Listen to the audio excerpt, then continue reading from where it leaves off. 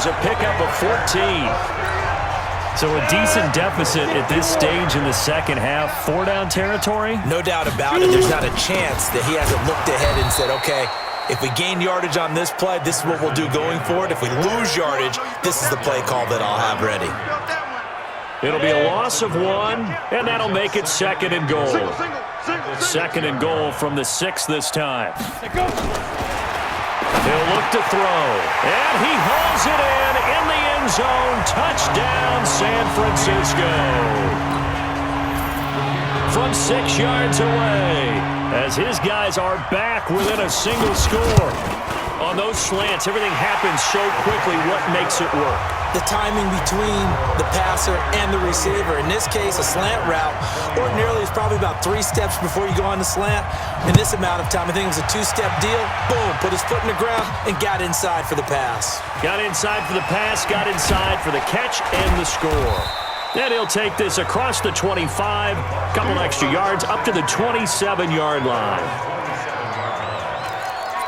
Here comes the Tampa Bay offense now heading back out onto the field. Certainly want to avoid what they had to do last possession. That was punt the football, because this game's starting to tighten up. In a basketball sense, you think about taking a little bit of the air out of the ball, right? Maybe milk some clock, limit the possessions. In this case, they might want to do the same thing, but control the game offensively. Put together some first downs, put together a drive, and keep it away from them. And a good quarterback facing zone coverage. If he has just a little bit of time to survey the scene, that's what's going to happen. No doubt about it. If there's no pressure, he's going to continue to pick them apart because he'll have all that time to find someone open downfield. You can only cover for so long. So maybe they want to go to a zone blitz scheme, get a little bit more pressure. Remember when Carolina did that against Denver? They lost the game ultimately. They dropped the defensive end out, and he ended up with an interception in that game in Super Bowl 50. Maybe some sort of scheme like that to try and get more pressure at the passer. And inside the 20 before he's brought down. 19 yards to pick up there. Move the chains. On first down, Green. And he's eaten up at the line of scrimmage. Might have gotten a yard down to the 16. That play reminded me a lot of a former teammate of mine. We used to call him the trash man. His ability to sift through traffic and make plays was uncanny. And that's exactly what you want from your Mike linebacker. On second down, it's Moss. And all the way down inside the 5 to the 4. A solid pickup. 2 of their 3 red zone trips so far they've come up empty on. They'll look to reverse that trend on 2nd and goal. It's a gain of a couple, and it'll be 2nd and goal. From the 2 now, 2nd and goal. They'll try to run this one in. And he pushes forward but comes up short of the goal line as he'll get a yard down to about the 1. 2 straight shots on the ground. Now on 3rd, do you go to the air? I think the possibility exists, and if you're doing it, you're probably going to play. And he's in. Touchdown, Buccaneers. A great play there. His 5th touchdown now on the year as the Buccaneers tack on to their lead. A good, sustained drive there in this 3rd quarter, capping it off with a touchdown to give them a nice 2-score advantage. It was actually a fun one to watch, wasn't it? I mean, for me, seeing the mix of what they did, how they moved the ball downfield, very sharp, too. Each and every play seemed to be executed with great dispatch.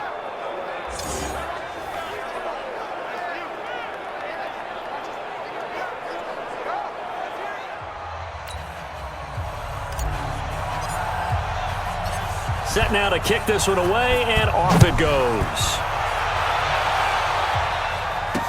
That's fielded in the end zone. And no run back here. This will be a touchback, and it comes out to the 25-yard line. Getting set to go again as we look at the back, heading onto the field again. And after a sluggish start, he's really bounced back. The numbers bear that out. And you're a baseball guy, partner. How many at-bats over the course of a baseball season? Oh, boy, 4 in a game. Yeah, about 4 in a game. 4 times 162. 350 or so, right? Sometimes it takes a while for a guy to get going. That's my point. It's not the first few carries. You don't worry about that. As they go along, get that guy lathered up, get those blocking assignments down. Those 2-yard gains turn into bigger gains as the game moves along. But if these guys are going to chop into that deficit, they're going to have to do a much better job in the run game. Caught behind the line of scrimmage, no yardage to be found. A 3-yard loss to start the drive. They'll look to make that up and then some on 2nd and 13. Now Henderson. And forget about finding a lane. He barely had time to look up before he was planted in the backfield. That'll be a loss of 4 yards on the play. And they're going to be staring at a 3rd and long here. So time to start going in the other direction as they come up now 3rd and long. He'll look to throw. And his guys will take over at the 30-yard line. Both defenses have had their struggles, but they've been good enough to get them this lead, and another nice play there to help preserve the lead. It's been a game of punch-counter-punch, hasn't it? All throughout. But this time, the big swing was taken, and it didn't land. Nice play by them on defense. So 1st and 10 now from the 30. On the give, this is their fullback. A gain of 3, 2nd down. And the offense moving quickly to the line.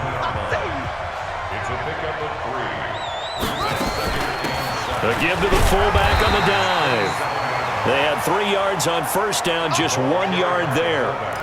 Back-to-back runs, I'd say that encompassed maximum effort for minimal gain. Minimal yardage, and now they're going to need something more than minimal on this play coming up. On 3rd down, Black.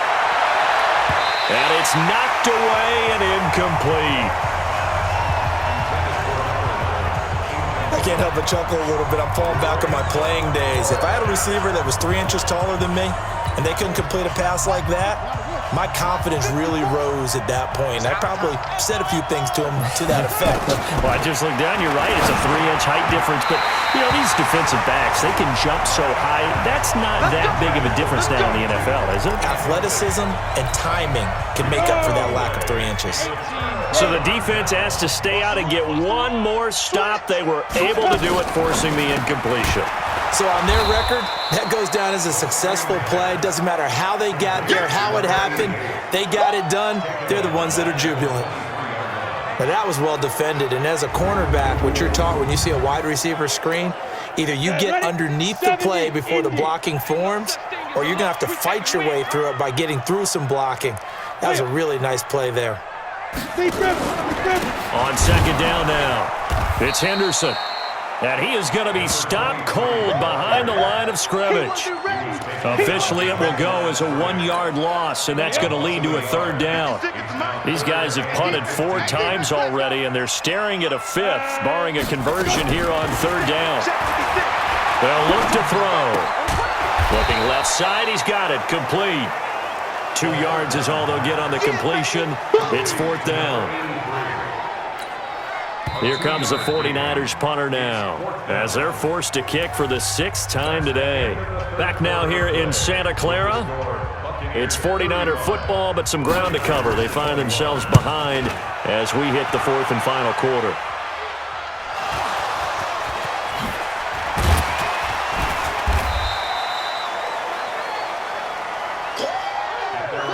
All right, zero rooting interest in it, but that one hurt. Well, yeah, you're losing in the 4th quarter. A bad time for a fumble on a punt return. They had an opportunity. All right, they were sensing. They're down on the scoreboard, and now they just gave that one up. The Bucs offense set to begin their next possession. Now, there are 2 scores on the plus side. Still time here in this 4th quarter, but maybe you start thinking about playing keep away? Yeah, I think here's the situation. You're not thinking touchdowns anymore. You're just thinking 1st downs. To keep up with your theme there, playing keep away, 1st downs, they can't touch the ball.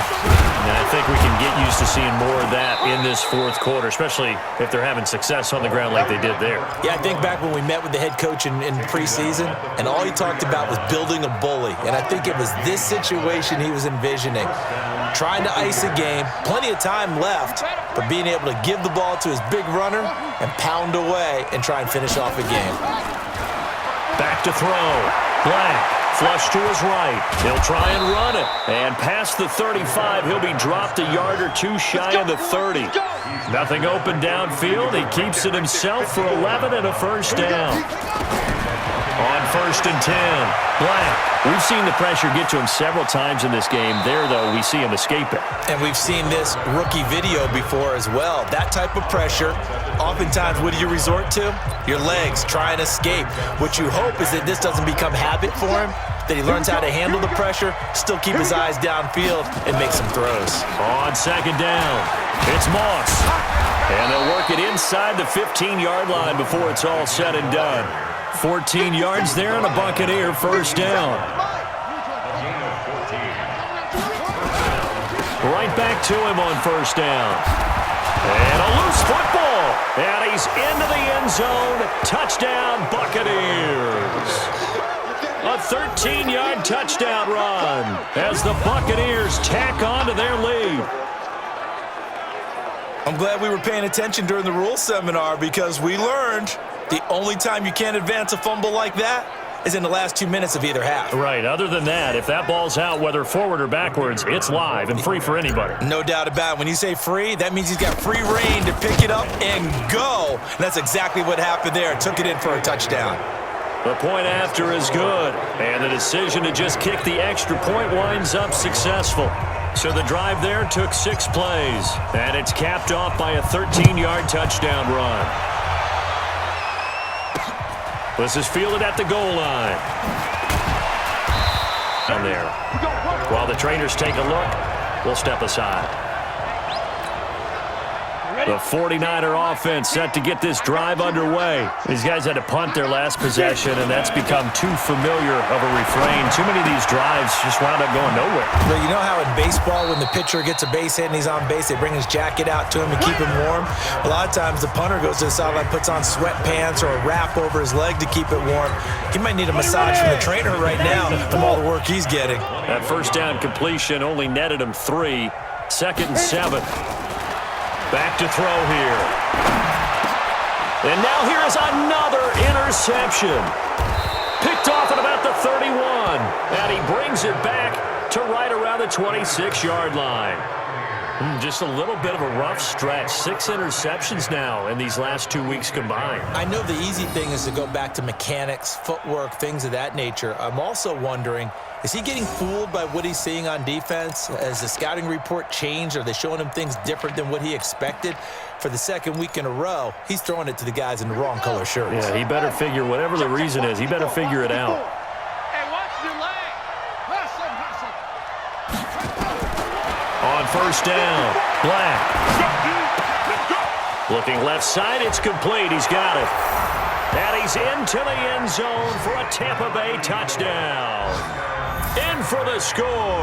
And the Bucs capitalize on the short field as they take it in for 6.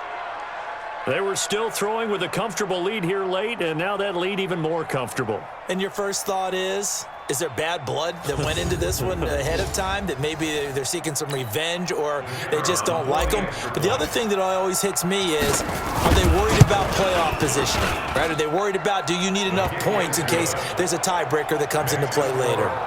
No problem there on the extra point. And the decision to just kick the extra point winds up successful.